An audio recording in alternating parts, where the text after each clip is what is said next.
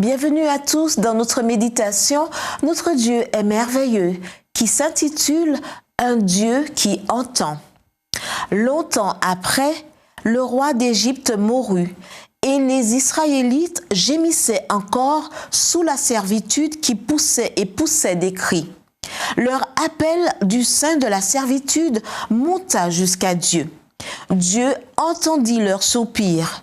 Dieu se souvint de son alliance avec Abraham, Isaac et Jacob.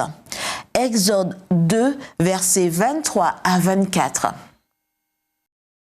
Notre texte d'aujourd'hui est l'un de ces passages bibliques qu'il est facile de lire sans remarquer la belle vérité qu'il révèle au sujet du Dieu que vous et moi adorons et la haute estime dans laquelle il tient ses enfants. La première chose dans le texte qui attire l'attention est que le cri des enfants d'Israël ne s'adresse pas particulièrement à Dieu. Le texte dit seulement qu'ils poussaient des cris parce qu'ils gémissaient encore sous la servitude. Comment se fait-il alors que Dieu écoute ce cri? Car si les parents terrestres sont extrêmement sensibles aux besoins de leurs enfants, même avant que ceux-ci ne les expriment verbalement, à plus forte raison notre Père Céleste. Tel est le Dieu dont l'Écriture dit qu'il est compatissant et qui fait grâce, lent à la colère, riche en bienveillance et en fidélité. Exode 34, verset 6. Le Dieu qui répond avant que ses enfants l'invoquent a déjà exaucé pendant qu'il parle encore. Ésaïe 65, verset 24.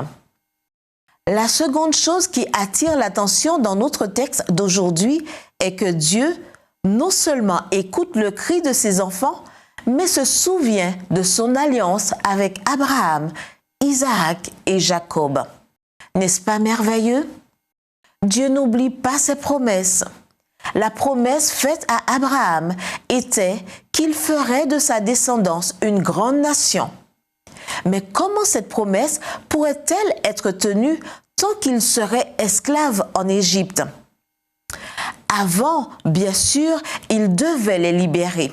C'est pourquoi, lorsqu'il se présente dans un buisson ardent, mais qui ne se consumait pas, Dieu dit à Moïse qu'il a entendu le cri des Israélites, qu'il connaît leurs angoisses et qu'il est descendu pour le délivrer de la main des Égyptiens. Exode 3, verset 8. Voici un Dieu qui écoute le cri de ses enfants, qui connaît leurs souffrances et qui les délivre de leurs angoisses. Que peut-on demander de plus? C'est le Dieu que Jésus est venu nous révéler. Votre Père, mon Père céleste. Béni soit son nom aujourd'hui et pour toujours. Je ne sais pas quelles sont vos angoisses, mais je sais ceci. Si vous invoquez le Dieu d'Abraham, d'Isaac et de Jacob, non seulement il écoutera votre prière, mais il fera aussi quelque chose à ce sujet. Et au moment où vous en aurez le plus besoin, votre libération peut commencer aujourd'hui même. Prions. Je te loue, Père, parce que tu es un Dieu qui écoute. Et je te rends grâce parce que, avant même que je crie à toi, tu m'as déjà répondu. Que veux-tu que je fasse pour toi, Seigneur, en plus d'honorer ton Saint-Nom? Amen.